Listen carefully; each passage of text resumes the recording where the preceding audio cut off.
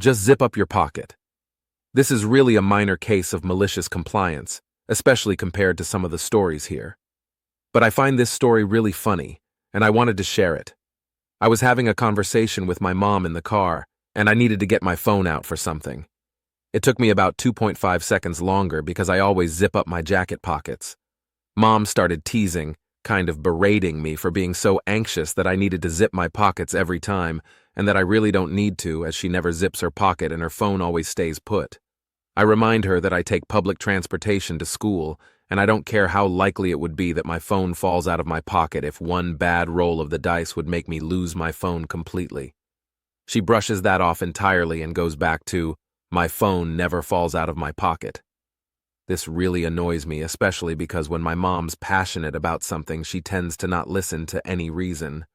However, unfortunately for her, I got the intense need to prove a pint from her side of the family, so I shrug at her and unclipped my seatbelt. The following conversation went on as so. Mom, what are you doing? Put your seatbelt back on. Me, why? It's not like you're going to crash. Mom, that doesn't matter. Put your seatbelt back on. Me, but I drive with you all the time, and I've never once actually needed the seatbelt. My mom glared at me for a few seconds, zipped up her pocket, then told me to put the seatbelt back on, which I did.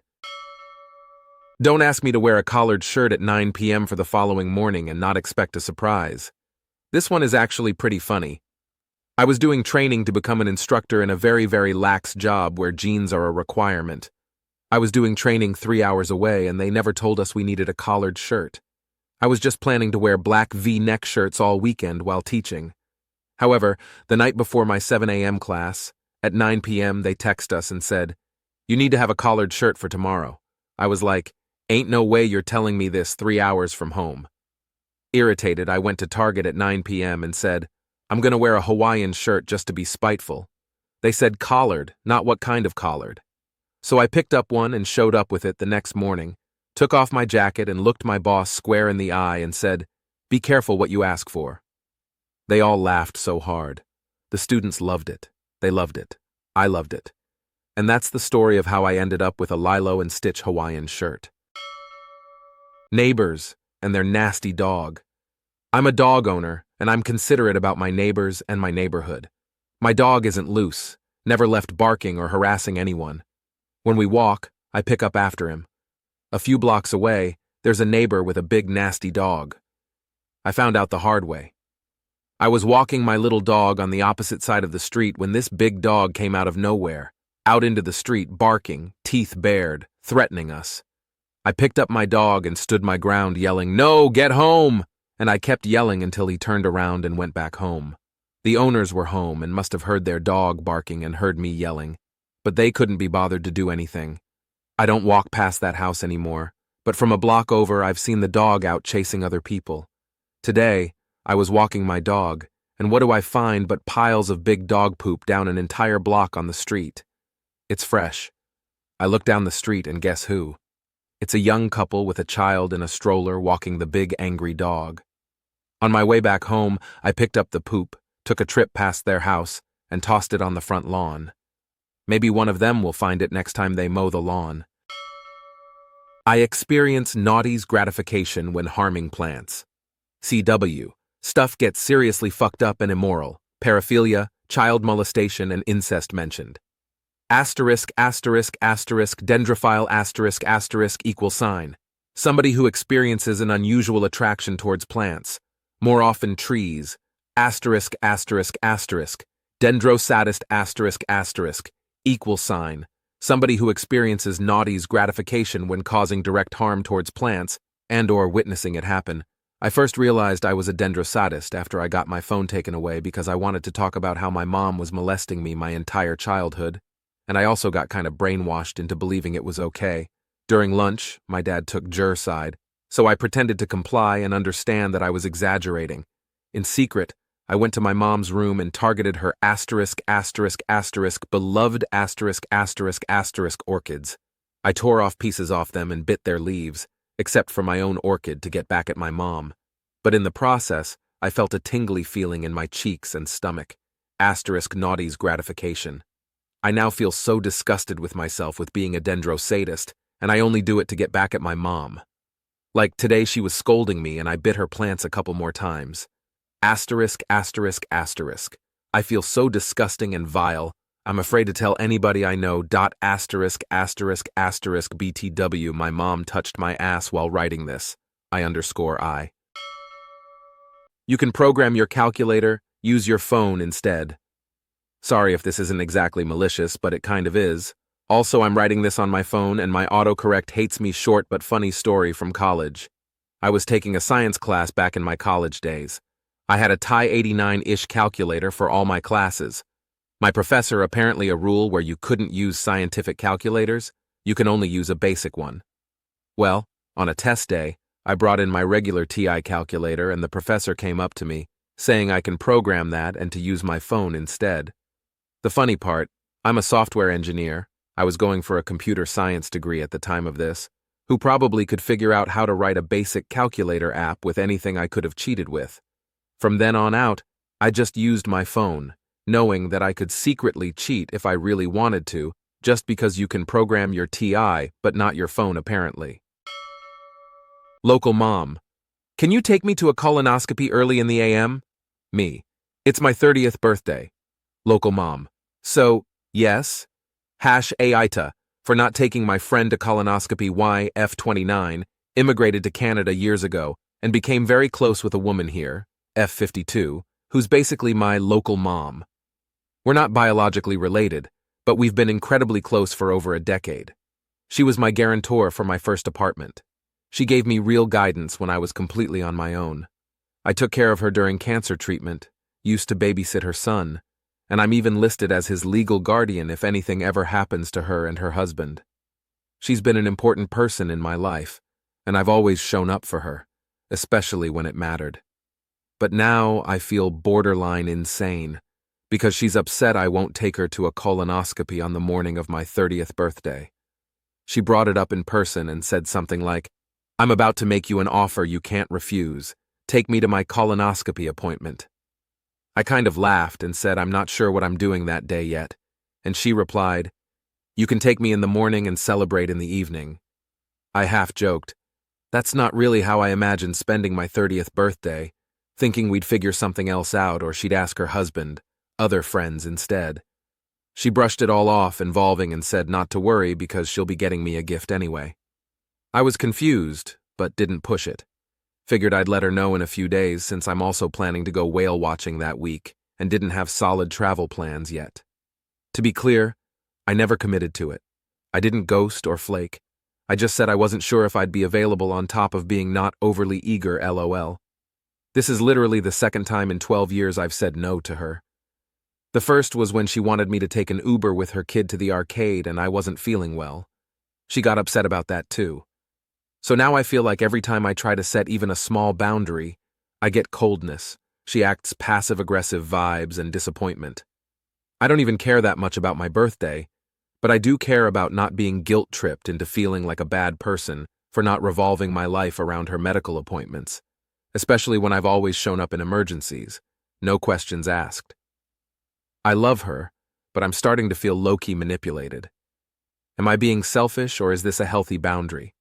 Or is this just what happens when a relationship gets too one-sided and I finally pull back? Car salespeople should not judge a book by its cover. When I was just 20, I landed a lucrative development contract with a company in the city, their wall saint, and as a result found myself the director of a small computer company. In the 80s in the UK, most new cars on the road were company cars because it was very tax efficient. So I called a local Ford dealer to set up a test drive of one of their higher-end cars.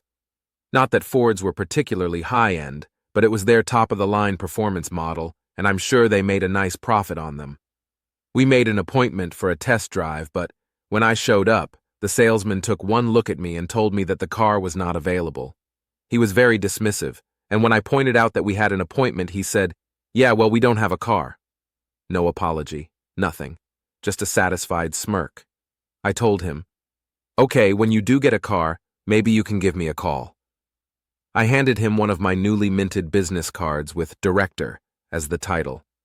Suddenly, he was very interested, but I was over it at that point and walked out while he followed me explaining that he had made a mistake, and they did have a car after all. I didn't bother, just continued to walk out. I bought that exact car from a different dealer a few towns over about a week later. The first service was at 600 miles and was included in the purchase price, but I could take it to any Ford dealer, so I made a point of going to the one that had ignored me. The service desk was very close to the salesman's desk, so I made a big show of handing over the key to my new car and loudly letting them know that it was here for the 600-mile service. The sales guy looked over and looked pretty sick. He knew he had missed out on an easy commission. I don't belong in the world. Everything from mundane tasks, the talking interactions, the sights, sounds, transport, the people, all the sensations. I feel so overwhelmed, so trapped all the time, and I don't really understand why. It affects all relationships with family, friends, socializing, job selection, and in the past with uni school. All in life.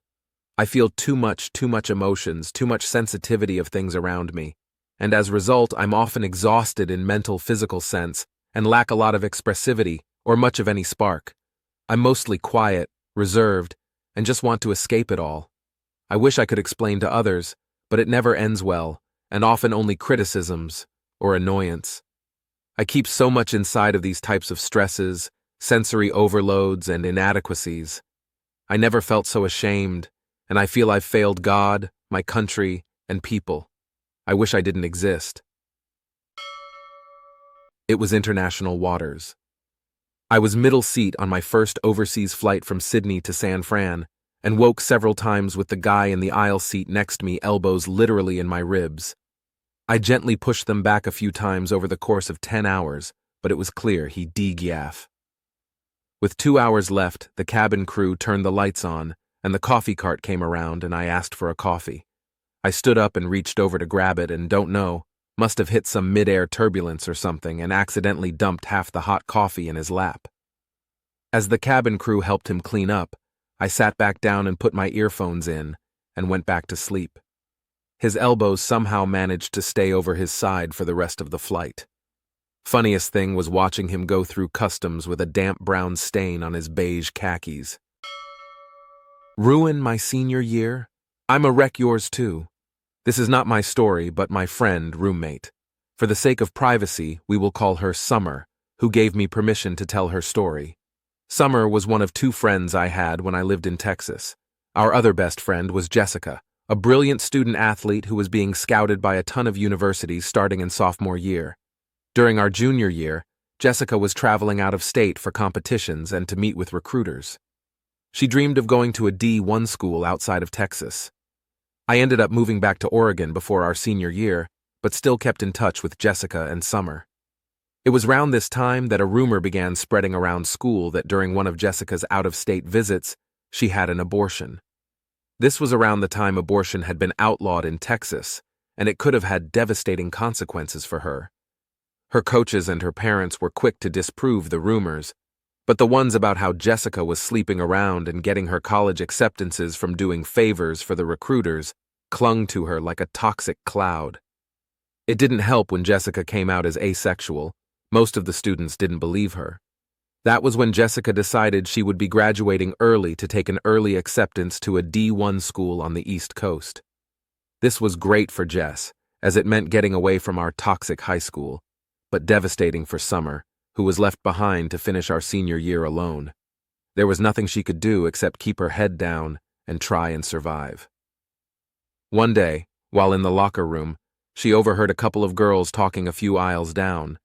They were the girlfriends of some of the football players, and they thought they were untouchable.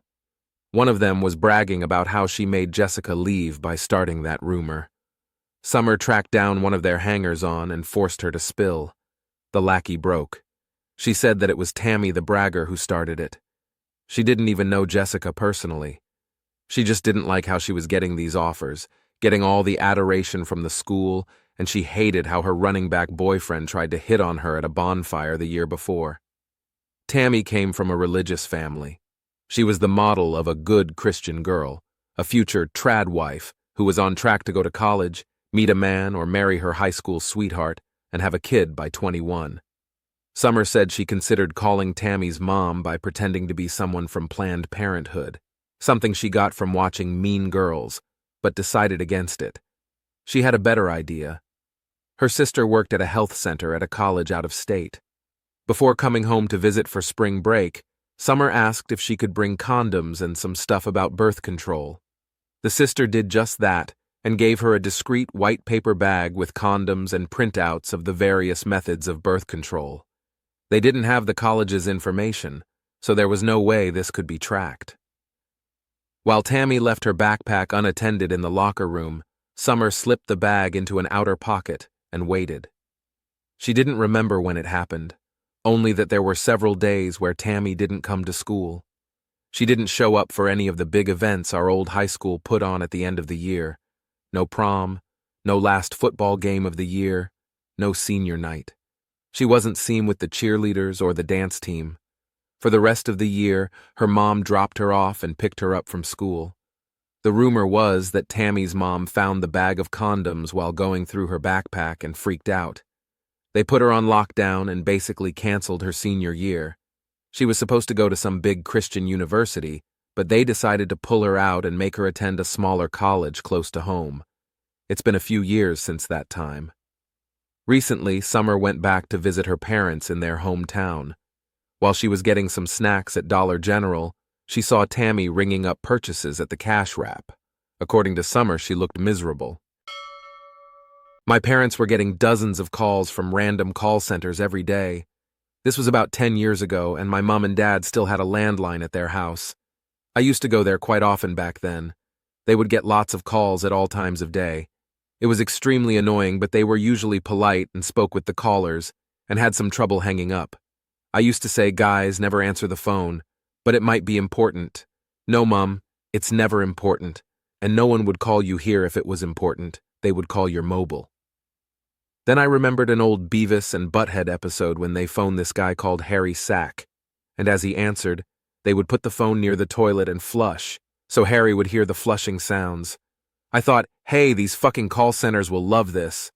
So every time someone called, I'd get the phone and take it to the toilet, then pull a nice, strong, loud flush for the caller to enjoy.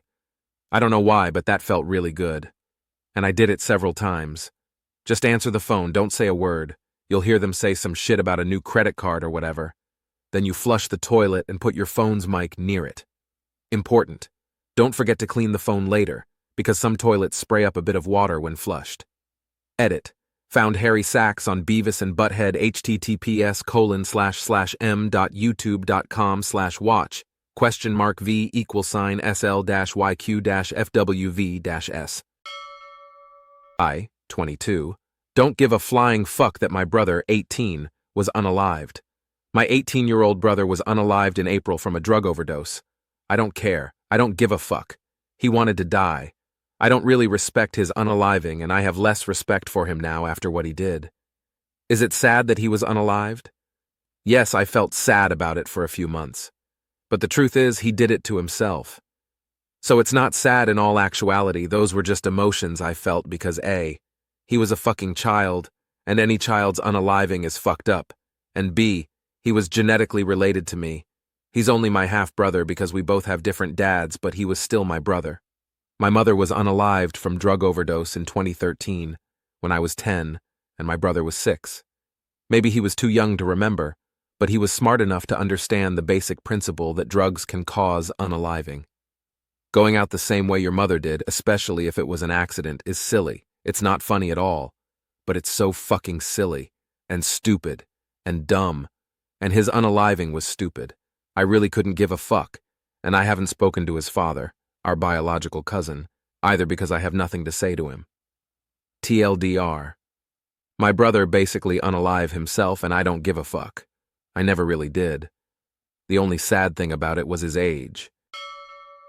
My HOA's battle with the community cat. Last year, a cat started talking to mine through a window. I thought this was cute that they decided to be friends, but when I opened the door, the stray cat ran off. I assumed I would never see him again since no cats survive very long outside where I live. We have coyotes, hawks, and owls, which have all led to me never seeing the same cat more than once in the 11 years I've lived here. This cat, who we've since named Blue, is just different. He kept coming by to visit every day for a month. Eventually, he walked inside the house. My wife caught him and took him to the Humane Society, assuming they would put him up for adoption. Instead, they told us about their community cat program. They spayed and vaccinated him, clipped his ear, and told us to return him where we found him. We released him and assumed after kidnapping him and chopping his balls off that he'd never want to have anything to do with us again. Instead, he kept coming by. He would come inside, snuggle our dogs and cat, and sleep with them all day, then go out at night and do whatever he wanted. Then we'd be walking the dogs around the neighborhood, and he would start following us, which everyone who saw thought was hilarious. Everyone except my HOA, that is. They got pissed, claimed the cat was mine, and told me that I couldn't let him out unsupervised. We started keeping him inside and just taking him on walks with the dogs to get his wiggles out, because when he didn't get outside time, he would start destroying everything in the house. This was working pretty well, but he kept eating any low-lying bird families, and this pissed off a couple of the neighbors who again complained to the HOA. So then the board proposed a change to the neighborhood rules that would require all pets to be leashed, not just dogs. A lot of people wrote in saying this was idiotic, joking about leashing their turtles and guinea pigs, etc. Nevertheless, the board passed the new rule. When I read it, I realized it didn't say anything about the length of the leash or that it needed to be held, so we got him a ridiculously short leash that he now just drags along behind him. I also contacted the Humane Society and told them how ridiculous my HOA has been, and they are going to send their social media team over to make some videos of the cat for their channels. Edit. So I think cat tax means photos. Couldn't figure out how to include photos on this post, but here's some for you. https://www.reddit.com/r/sleepingcat/comment/1 cgbqej/mass_hysteria/ https://www.reddit.com/r/sleepingcat/comment/1 cgbqej/mass_hysteria/. You need me to stop calling in advance for my TCG order? I just got home from this experience and I wanted to share. As a hobby, I have taken to trading card games, Pokemon and Magic the Gathering to be specific. I'm not collecting sealed products, but rather, I am usually buying bulk so that I can make multiple decks and play with my family. This is important because I am often making huge bulk orders that consist of 50 cards or more. There are a few shops near me, and I am fortunate enough to be close to about 5 hobby shops that sell Pokemon and Magic singles.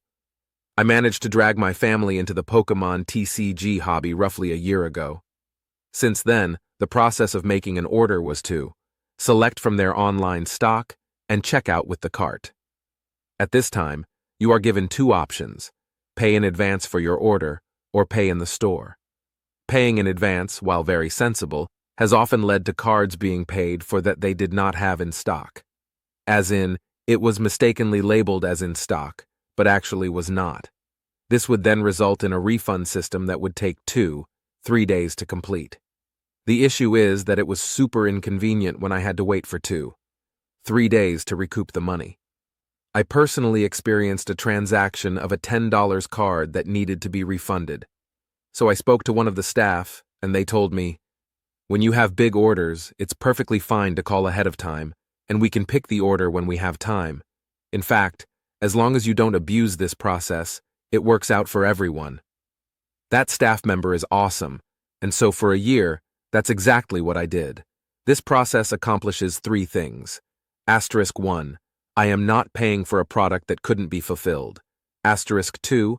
I would reduce my time waiting because I called ahead of time by 4 to 5 hours. *3. The staff members would have plenty of time to grab the order. I never abused this process, and always came through when I said I would come through. Now, this wouldn't be malicious compliance if not for the next part. About 2 months ago, me and my family took the dive into Magic the Gathering because Commander is a blast. This has caused me to start hoarding cards again and making decks for myself and for my family's usage. So I was back into the swing of things again, making 50+ single card orders from this shop that I loved very much. During my usual 4-hour in advance phone call, I was told, "Hey, You have to stop calling in these orders. It's store policy to only pull orders that have been paid for. We won't be pulling your cards until they are paid for. Weird. I was told otherwise, but I will ask them when I get there. So I get there to pick up and pay for my order and tried to explain that this process was something that a previous staff member told me was A-OK and even encouraged. There were 2 staff members, and they both responded again with a very terse and repeated message of "it's store policy." The message was fine enough, but the tone and rudeness had me floored. They told me from now on, prepay for all of my orders, and then come to pick them up. So here is where the malicious compliance begins. It was clear what they wanted me to do: prepay and show up. So a few weeks later, what I did was scroll through their inventory and started the blingification of my decks. I proceeded to spend roughly 40 minutes scrolling through their online inventory and adding to my cart with various amounts of most holofoil basic land card I could find for under $1. For those of you who aren't familiar, these basic lands are pretty cheap, 10 cents, 60 cents each. They also are categorized by sets and as individual printings, so each basic land has its own set and its own foil print version. This means that they would need to hunt each land by set and by foil print. I had carded roughly 100 cards that they would need to hunt through at least 40 different sets. They would also need to specifically find the foil only of the basic lands. Even more, I gave them an hour of time to pick the order. An hour, while definitely not a lot of time, is more than enough to grab this order. When I get there, it was one of the 2 guys that had reinforced the new method of ordering. Even better, he was swamped. He hadn't even started my order. I would have loved to give him the 4 to 5 hours that I normally would give, but it was store policy that I stop calling in advance and just order, pay, and show up. So I wait. I asked if they started my order. He quickly responded with, "Yes, I am getting to it." I think that even he knew that this would have been much easier if I had called 4 hours in advance like I normally would. This may be strange to say, but I was very happy that there were 4 cards that were not available for the order. So I had paid for 4 cards that I would never see fulfilled. Do you remember the staff member that was awesome? Yeah, he showed up about 30 minutes into my wait, and he asked if I had been waiting for a long time. I had said that it was about 30 minutes. For my wait, he had given me one of the tournament participant packs, and I had actually pulled a $30 card, Roaming Throne. The exchange was made. I waited 40 minutes. 4 cards were missing. I plan on approaching their social media, or shop owner, and ask for clarification from the establishment on what I should be doing in the future.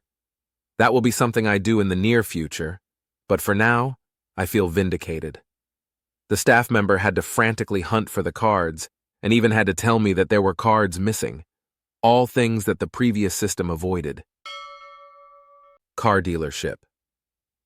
Contacting me in error. I kept getting emails for someone else's car appointments from a dealership in a different state. I live in the US. I was able to figure out the person's actual email, so I messaged them to let them know the wrong email was in the dealer's system. They never responded to me after several messages being sent. My next step was to contact the actual car dealership, which was very easy. I spoke to at least 3 different people over the course of 4 or 5 months, and they all assured me they would update the information. It never happened. I then took it upon myself to mess with all of them. I would reply to the emails that the appointment needed to be rescheduled. In some cases, I would get notified of my new upcoming appointment. I did that for probably a year. I could tell based on the emails that the vehicle was a new vehicle, so they must have had standard free services like oil changes that they were providing and setting up appointments for. After the first year, I decided I wanted to sell the car. I used one of the calculators the dealership provided and would set up phone calls to have a sales rep contact me to discuss trade and value and what kind of new car I was looking for. I assume it was confusing to the car owner when they got those calls. Over the course of this, I would also get surveys. I would always indicate in the survey I would like a call back. This is kind of a 2-for-1 petty revenge, one for the owner of the vehicle and one for the car dealership. I eventually stopped getting emails. Thanks for letting me use your rewards. This will be short and sweet. All I wanted was a bubble tea to get me through an afternoon slump. I walk the 5 minutes from my office to the store, and there is a small line ahead of me, which isn't unusual for this area, tourist-heavy city. Standing ahead of me are a gaggle of probably college-age girls talking loudly over each other, and while not directly inconveniencing anyone, they were a tad annoying. I had my headphones in and my sunglasses on still, and they seemed to think I wasn't paying attention. They pay for their drinks and are moving over to the pickup when one of them leans over and says, "Hey, put my phone number in for the points for the next one." And at this point I realize that I am the next one. The girl behind the counter looks uncomfortable about the whole thing, but doesn't say anything as the gaggle walk away to pick up their orders. Now, I don't drink bubble teas often enough to rack up rewards points, but they add up to a $5 discount when you get enough, and I was a bit grumpy over the audacity of these girls to just enter their phone number for someone else's order. I am getting ready to ask the girl behind the counter to clear the screen so I could enter my own phone number when I see that there is a little button for $5 on the account. I don't know if their last order got them the reward or if they already had one, but the second I saw that button, I realized what I had to do. I push the button, and the girl behind the counter sees the notification and then just smiles and processes the order.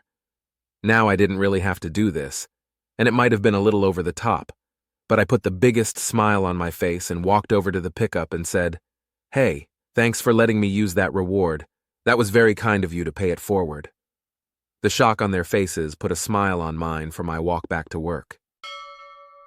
Entitled mom wants us to stay late because she just arrived. I do face paint at various popular kids' attractions throughout my city. I work for a company that has contracts with the locations, and then I just go in as needed. My company also offers caricatures, and I believe a few other things. I'm sure I've got tons of stories, but this one always sticks out to me. It was New Year's Eve. I had plans that night, and thankfully my boss was letting me off at 4 p.m. because the location I was at had a private event starting at 5. The caricature artist was also off at 4. It takes us roughly 30 mins to clean everything up, so around 3:45 we start cleaning up. I'm finishing up everything and throwing my trash out, closing up our registers, and getting ready to pull my signs in. My stand has a sign that says closed that I put up. As I'm pulling my signs in, a lady comes up the stairs with a boy and asks if I'm closed. I tell her that I am, and she asks why I'm closing at 4. I explain that it's New Year's Eve, and the location has an event going on that I'm not needed for. She goes off about how she wanted her son to get his face painted, and she can't believe I'm closing. I apologize, but I wasn't supposed to be there past 4. Honestly, if I still had my supplies out, I usually will do a face paint, but everything was put up and cleaned, and I didn't have time to redo everything. She notices the caricatures, then asks if they're closing. I let her know they are, and she's flipping out again about how it's only 4 and we should stay longer because she wants stuff. She says, "We just got here and you guys are leaving? How are we supposed to get anything done?" She continues to insist that I stay longer to paint her kid's face and make the caricature artist stay as well, but it was already after 4 at this point and we were both exhausted. Finally, she just rolls her eyes and walks away, still yelling about how she just got there and how ridiculous it is that she can't get her son's face painted. The son didn't have any interest in the face paint. It was the mother who wanted him to get it. I wonder how she reacted when she found out the entire location was closing down for the event within the hour. Confession. I think my dental assistant likes me. So, I, 18F, have been going to the orthodontist for months now, and somewhere along the way, I think I'm starting to develop this stupid crush on one of his dental assistants. He's not that much older than me, looks no older than 23, might even be like 19, 21. And he's always really quiet and extra professional, but that almost makes it worse because every little interaction feels more intense in my head. Like the time he took my x-ray, the height difference was asterisk way too hot asterisk. Or like one time I think the ortho allowed him to try actually doing my adjustment, and it was like the gentlest thing ever as he played with my mouth, adjusting himself to better perform the tasks. I couldn't help but feel like it was kinda naughties, even though that was just his profession. On the other hand, All the other assistants would adjust my head and would value efficiency and being fast, even if it meant being a bit aggressive. One even gave me a light scratch with one of her tools, lol. Like I literally sat there with my eyes closed, fantasizing about how I'd love to just pin down his wrists as he was working above me. And him, working above me, almost felt like an embrace rather than working from the side. And the light, too. He had that a bit farther as to not blind me, even though all the older assistants just want to get the job done fast, so they'd put the light right in my face, or the way his hands brush near my face. It seems as if he's just doing his job, and just anxiously trying to make sure he does right by patients, especially considering he told the ortho to check at the end. He also seems to have been helping out at the clinic for a while now, but not actually doing all the procedures, so it feels like they took him off of the probation and I'm like one of his first patients. He just kept reassuring me a few times while working, and NGL, the closeness and proximity and eye contact was just hot it. Like hell yeah, I want to wake up next to that guy each day. Not to mention once he made a silly but awkwardly funny mistake, but owned up to it when confronted. Humility is rare in a lot of guys. It's kind of embarrassing because nowadays I catch myself looking forward to appointments way more than I should. I don't know if it's just me craving some sort of connection or if I really like him. Either way, it's stuck in my head, and I don't feel like I can tell anyone in my real life without sounding unhinged. And as someone interested in entering the healthcare field, which has aspects that are genuinely intimate if put out of context, I wonder if future patients might see me the same way. I do know that I want to be like him and prioritize patient comfort first. So yeah, that's my confession.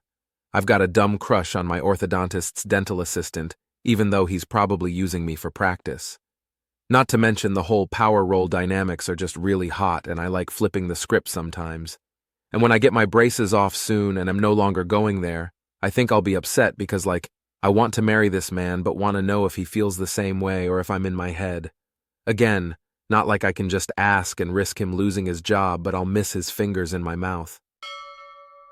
You want me to tell people about our Plus service and set it up for them? Bet. Hey all, posted a few weeks ago about pharmacy life and all the stuff we have to ask that got changed pretty quickly, and today we had another bout of MC, which is basically a repeat, but with more aggravation and technology. We had a new push come through last week from my pharmacy manager and DM, where we are strongly encouraged to tell people about the Plus service asterisk and set it up for them. I'm sure you see where this is going. Again, it's busy where we are. It's summer. People are snowbirding down here, so business is still high. We're fixing issues with insurance and still filling a good bit every day, as well as doing all our usual inventory stuff. I really don't have more time for stuff at this point. So around 3-ish we have a customer come in. Mom that I know. Very nice. Also had a big family. She didn't know we have an online platform. Guess who had to show her and kick off MC? I took her down to the counseling window and she pulled out her phone. I then showed her what to download, how to set up her account and explain what to do to refill her scripts, check refills, and show her how to have us request a refill. Oh, but wait. Remember she has a big family? Let's make it a family account. 4 more people to add that have scripts. Need names, DOBs, and address checks. So about 25 minutes later, everything is explained and set up, and she's asking me a few more questions when my pharmacist pops out and says, "Hey, we really need you to get back in here." And so when I got back in soon after we had a quick talk, after we got the queue caught back up that went downhill after the time I was out there. Pharmacist. You can't spend that much time with a patient showing them the plus option. Me. But the email text you sent me said the DM wants us to be active in setting up the accounts and assisting customers. Are you asking me to not do what he's asking now? Pharmacist. We just need it to be faster. Me. Then I won't do it so I can be fast. You can't have this both ways if a customer needs help and they happen to be slow. Should I email the DM and ask if he wants this to be another use your best judgment like our last issue? Convo basically ended there. Kinda pissed off the pharmacist, but that's not my problem. You tell me to do the job. Don't be surprised when I do the job. If you don't like it, then don't ask for it. I'll update if this changes in the future. Edit. Cleaned up some phrasing. Never assume someone is the help. I was building a house in an established neighborhood. It was a pipe stem lot, the last one in the neighborhood and had recently been offered for sale. Since it was the last lot, it was fenced along 3 sides before I started. The first floor deck was done and the windows were delivered. The window company spread them out along the base of the foundation and along the fence. I was there alone at the time of delivery. For context, I am a woman of color, in my early 30s, at the time. The neighbor to the left side, white male approx, 55, came over and started yelling about the windows being on his fence. He wanted them moved, this was his fence, yada yada. I stared at him. I'd never seen an old white guy have a temper tantrum before. I'm pretty sure he thought I was some paid laborer and not the actual homeowner. As I said, I was there by myself. I moved the windows by myself, some were 4x5, farther down the fence, past his back property line, and also propped up more, awkwardly against the foundation. There was a gate along the fence between our properties. We were framing in the second floor early one evening when I saw the old guy with his wife, drinks in hand in their yard, near the gate. When they couldn't open it, they walked down to the end of the fence and were peering around. I was cracking up. After that very unpleasant exchange, I was sure there would never be a time we would need to use that gate, so I nailed it shut. Accidentally destroying important manager documents caused they forced me in to give my doctor's note, despite being sick. First, I am German and English is not my native language, so I apologize for any mistakes I may do. A little bit of background. Due to horrible teachers and my easily intimidated personality, I developed the fear of making mistakes, since I was getting yelled at constantly for making some. Now, my body tried to avoid school and the stress that comes with it by developing the habit of vomiting to prove my mother I was sick so I could stay home. Problem was, my body tries it a lot when I get stressed out. Now I can suppress that habit to a certain degree if I focus on my breathing and close my eyes. But sooner or later I have to leave the stress-causing situation, or I vomit. Now a little bit of German background, since I don't know if this concept exists in other countries. We call it Zeitarbeit, and Google translated it to temporarily employment. But long story short, it just means that you don't apply at the company you want to work for. You apply for the Zeitarbeit company, ZC, who then find jobs for you. You go to the ZC, give any important informations they need to find you a job you don't totally hate, and if they find something, they call you, and you have an interview with the new company you may work for. Then, if you agree to work there, you are a temporarily employee for 6 months. After the 6 months, they either let you go if the company believes it doesn't work out, or you get hired and now have a full job. In theory, that sounds awesome. In practicality, the companies spare money if they let go of the temporarily employee and circle to new ones, so your chance of staying is barely non-existing. Not to mention, in the 6 months, they don't need a reason to let you go, other than to say it doesn't work out. Now to the story.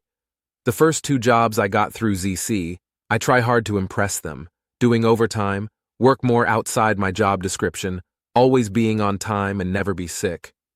I ignored my mental problems and drowned them at home to endure everything. However, I wouldn't be here if I got hired. This story takes place in 2018, my 4th job, a factory where I have to pack and sort stuff. However, now I was far less enthusiastic, no overtime, keeping to my job description, but I still was always on time and stayed my 40 hours/week. However, the manager demanded overtime nearly daily. I wasn't going to do it, not for minimum wage, and she didn't like it. But I was doing my job, so I believe she kept me in for the full 6 months before they let me go. But then, I made an absolute fatal mistake by daring to get sick. I got a cyst very close to my private area and I could barely walk, stand, or even sit. Laying was uncomfortable but at least not painful. I went to the doctor, got antibiotics and a doctor's note for 7 days. 5 for the antibiotics and 2 to see if it helped enough. I called in my job to state I was sick for a week, but my manager demanded I gave it to her in person, or she would let me go then and there. Now I was annoyed, tired, and in pain that I have to go in, since I was just in my 2nd month working there, so I accepted, and my parents drove me in. I waddled like an X-legged penguin through the factory into her office. She didn't saw me walk since she was writing something. I put the doctor's notice on her desk, close to some other documents. She looked up at me and started talking. A lot. Now you can imagine that condescending Karen tone in her voice. She started lecturing me how she dislikes I don't do overtime, and now that I'm lazy and went to the doctor to get a week of paid vacation. That I need to work on my working morale, and that my chances of getting hired are very slim, and I need to put in 110% if I want to have a chance. Now my pain around my private area started worsening due to me standing, so I barely listened to her after that. But I noticed her voice got louder and louder, and she somehow talked herself into rage, nearly yelling at this point. And I felt my stomach started turning. I started my strategies to keep my stomach calm since I knew it would be maybe a few minutes of her complaining before I can leave. I tried to cut in to explain that I need to go home to rest, but she had none of it and interrupted me, telling me how disrespectful it is to interrupt some. The irony, LL.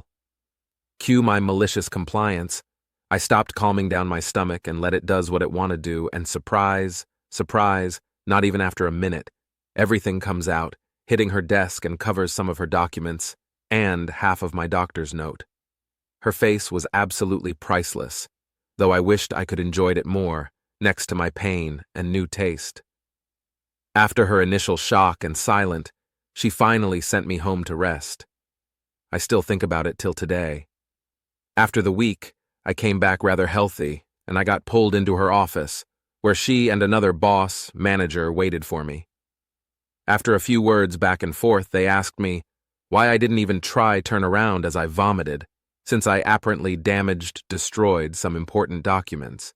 And even though I was not obligated to it, I explained the cyst I had, that I couldn't even walk, stand, or turn around without a lot of pain, let alone going to the next restroom or trash bin, and that I shouldn't even been there in the first place, since a doctor's note can be handed over after I came back. The other manager looked super pissy at my manager. After more unimportant back and forth, I returned back to work. I still got let go after the 6th month, but I wasn't sorry about this job. I then decided to start focusing on my mental health and my addiction problem. For the last bit of fact, the manager was gone quickly after me and the factory was destroyed end of 2024. According to some of my old colleagues, they were constantly hiring and more people were quitting on their own. Mom wakes me to ask the same question she texted 15 minutes ago. So I, 27 non-bi, am sick RN. I have a mind infection and an aggressive head cold, and my period was wrapping up, so I'm tired. I'm currently sleeping like 10 plus hours a day from the levels of sick AF. My mom at 10:45 a.m. today makes a group chat with my sister and I, and asked if we'd want a dress or coat. This is very out character since it took her a month with 3 reminders that my birthday is a thing that's now past, but whatever. My sister tells Mom she likes both and sends a pic of her kid playing, with a total of 15 minutes passing before she calls me to ask me what one I want. She knows I tend to be busy and will get back to her later. She also knows I'm so sick that Unaliving is scared of poking me with a stick. But she calls, and when I answer, sounding like Unaliving's plague-riddled cousin because I just woke and sick, fully believing it might be an emergency since our family mainly calls when an emergency is happening and texts the rest. No, she just wanted to know if I wanted the dress or coat from the text she sent us 15 minutes ago. And then once I tell her, she's like, "Okay, what size?" Girl! I beg you to read my last text to you telling you that I've been hit with a 3 threat, and I'm not down for the count. She could have waited. I'm good at getting back to her when I'm not fucking sleeping off being sick. She knows it too. She won't shut up about how I'm the only one of her bio kids that talks to her on a semi-regular basis. Hell, this is still within my normal sleeping hours since I don't need to be human till noon normally. I'm probably overreacting from being sick, but she couldn't wait till I woke up to answer the text. It had to be right fucking then and there. But what's the policy? Years ago, my daughter was in her senior year at high school. She was on the honor roll, captain of the cheerleaders, among other school stuff. She had missed a few credits related to being out sick, with mono in her freshman year, and her guidance counselor kept telling her she could make up the credits in her senior year. No problems. 3 weeks into the school year, she comes home sobbing and angry. The superintendent, who was 3 years into our school system, decided that my daughter could not be a senior because of the missing 2 credits and would be put onto a junior homeroom, stripped of all her senior activities, including cheer captain. The school department offices were a few homes away from ours. Hubs and I walked down there and asked to see the super, Dr. Von Clueless, Ph.D. She comes out of her office and I explained the situation and that we were not happy, especially when my daughter was repeatedly told that the 2 credits would not affect her senior year. "Sorry, that is the policy," the woman stated. "Oh, you want to talk policy? Barbara? What is the policy regarding smoking on school grounds?" She got all huffy and screamed at me, "You take care of your backyard and I will take care of mine." She walked away, red-faced with me yelling, "But what is the policy, Barbara?" I went home and got my 35mm cameras and walked back to the office, stood on the side street and took many snaps of her and the janitor cleaning up the back of her office, the 5-gallon butt can and all the butts on the ground surrounding it. Later that day, about 7 p.m., I went back and took snaps of the dumpster with the butt bucket in it. The next day, my daughter was back in her senior homeroom and all her senior privileges intact. Around December, there were other issues with some students and other parents had it on the school board agenda. My daughter and I, along with about 6 other student-parent teams, attended the meeting. Barbara was not happy to see me there. The item was tabled instead of being addressed.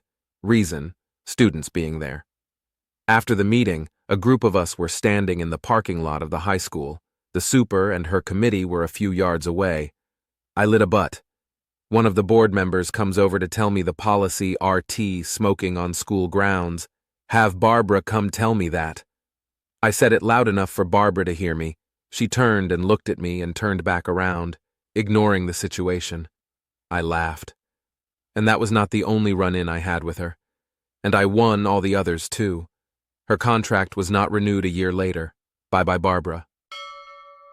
Entitled Parents Did Not Teach Manners.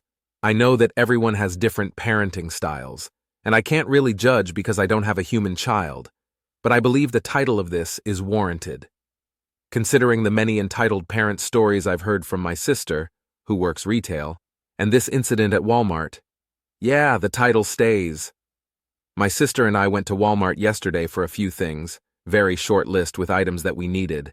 Definitely didn't expect to be on the receiving end of an entitled kid, EK, and their entitled mom, EM, then the entitled dad, ED. While my sister was looking at some possible new pants for work, I wandered over to the toy aisle to look at the new merch from Mariah Elizabeth. Yes, I'm in my 30s, but age doesn't matter when it comes to enjoying art. A few of Mariah's videos got me through lockdown a few years back because I tried them and I enjoyed it. I picked up the newest blind bag and was looking at the back to see what random characters she chose for the buddies. Enter EK, who looks to be about 7, 10. The conversation is as follows. EK, my toy, you asterisk, points at the bag I'm holding. Me, how do you ask for things, even from a perfect stranger? EK, give it, now! A asterisk screams and stomps. Foot. Me, no, I'm sorry, that's not the polite way to ask for something. If you really want one, there's more on the shelf. EK, no, I want that one. You opened it. You know what's inside. O asterisk. I turn the bag all around, showing that it's still sealed. Me, not opened, see? EK, mommy, they won't give me toy. O asterisk. EM walks into aisle. Her cart is filled to the brim with stuff. I can see at least 6 bottles of cola, 7 loaves of bread, 8 boxes of cereal, a bunch of TV dinners, boxes of waffles, Pop-Tarts, boxes of macaroni and cheese, and several toys. Asterisk. EM, why aren't you handing over that toy to my daughter? Me, I'm more than happy to if she uses her manners. There's other bags, I could easily pick one. However, I'm not handing it over because she demands it. She looks old enough to know how to use her manners. Summer vacation is no excuse for forgetting manners. EM, are you calling my parenting style faulty? How dare you? Do you even have kids? Me, that's irrelevant. Manners are basic knowledge. I have second cousins younger than her that have far better manners. If she asks nicely, I'll hand it over, no fuss. But she demanded a perfect stranger to hand it over. EK, I want that toy. Give it. Me, see what I mean? If I talked to anyone like that at her age, I would have been sent to the corner. EM, I don't care about that. My daughter wants the toy, you give it to her. Me. Well, I see where she gets her lack of manners from. Oh, asterisk. By this time, my sister has shown up. She's just outside the aisle with our cart of stuff. She's watching silently, but I can tell that she will step in the minute she thinks that I need her. As mentioned, she works retail. She's literally pushed entitled parents and Karens out of the store where she works. Me. Ma'am, listen. There are other bags on the shelf. If she really wants one, she can pick it out and put it in the mountain that is your shopping cart. But I won't hand something over to kid that isn't using basic manners. I'd be reinforcing bad behavior. EM. Honey, can you talk sense into this brat? E'ED enters the aisle from the opposite end.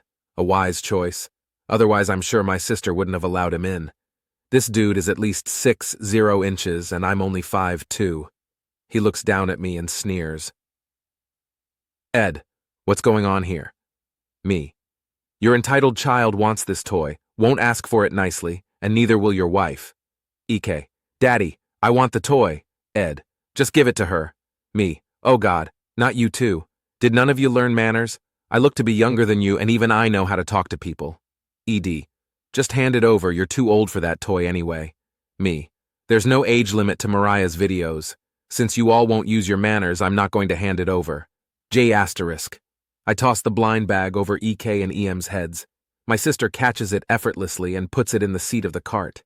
EM stomps her foot like her daughter has been doing and gives her husband a look. The guy sighs and approaches me. I stand my ground and my sister pushes our cart closer, coming to stand right next to me with a look of, "Don't you even touch her." Oh asterisk sister, back off. I asterisk ED backs up. My sister and I leave the aisle. EK is loudly crying and EM is calling us various slurs that have no right being said in the presence of a child as we leave. Sister, you okay? Me. I'm fine, thanks for the backup. Sister. It's no trouble. You did great on your own, though. G**. After checking out, we're heading out to my sister's car. A 5-8-year-old girl is behind us with her parent guardian, also heading to a vehicle. She points at the blind bag. Girl. I like that. I wanted one, but big lady took all of them. G**. I resisted the urge to facepalm. Of course, EM from earlier would cater to her demon child. Me. Would you like this one? Girl. Really? Can I? Please? Day*. I smile and take the bag out of the cart and hand it to her. The girl gasps and hugs the bag close. Girl. Thank you. Lady. That's so sweet of you. Do I owe you the money that you spent on it? Me. Not at all. A sweet girl having a smile like that is payment enough. I poured a drink on a girl's head. I, 28M, was at a music festival that I had been looking forward to for months with 2 friends. There is no assigned seating at the outdoor venue, and there are a few hundred people. While the opener was on, I went to get 3 drinks for me and my friends, a beer can in one hand and 2 open plastic cups in the other. On my way back to try and find my friends, the main artist was starting. The cheering and music was amazing. The energy was exactly what I had been looking forward to, and the crowd was all trying to get closer to the stage. I was bumped and spilt a bit on myself and another girl. She was not happy and tried to say something to me, but I couldn't hear her. I apologized the best I could, knowing she likely couldn't hear me, and tried to continue through the crowd. When I turned away, she grabbed my hand and wrestled 2 of the drinks from me, only to throw them on the floor, spilling more on both of us and everyone around us. I couldn't believe what was happening and looked back at her, trying to understand why. When I saw her and the grin on her face, I knew why. So I took my 3rd drink, the full beer can, and poured it on her head. I then immediately turned around to head back to the bar and get more drinks. I heard people yelling behind me, asking, "WTF was that?" but realized as I went to defend myself what I had really just done and how nobody around us would have saw the first part of the interaction. So I kept walking and didn't look back. I brought my mom and brother from Brazil to visit me in the US and ended up emotionally destroyed in my own home. I live in the US and hadn't seen my mom or 15-year-old brother in 1 year. They live in Brazil, and I wanted to give them a special experience. So I paid for everything, including 2 international business class tickets as we used to do once a year, to make them feel comfortable and loved, also in her case, healthy-wise. I had planned this trip with care, especially hoping to reconnect with my brother. But from the moment they arrived, my mom was cold, critical, and manipulative in 2 days. She made passive-aggressive remarks like, "You could have married better," and mocked the fact that I cook and care for my home, even though she lives in Brazil with maids, driver, supported largely by my help. Then things escalated.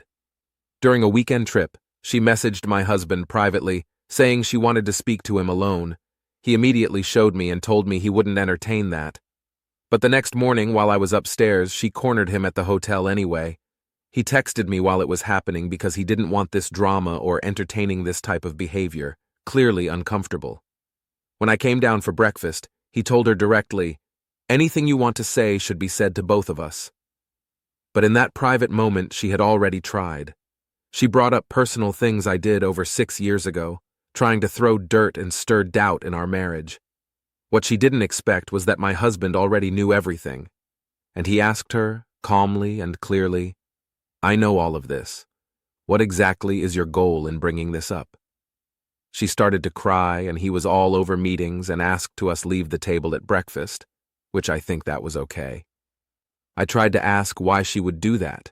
At the room later, BTW for context, we went to a place in Big Sur for a weekend and she stayed in the room and trying to burn with my own husband. After we arrive, when she figured she won't manipulate my husband and they clash personalities, she'd lock herself in the room for a week. Why would a mother try to sabotage her daughter's relationship with the man who is my partner, husband, and we are happy? After that, she played the victim, and slowly she turned my brother against me. The boy I loved like my son, but after being so mistreated, I'm feeling angry. The one I wanted to reconnect with now barely looks at me, barely speaks. He stays in the room with her. I feel erased in my own home.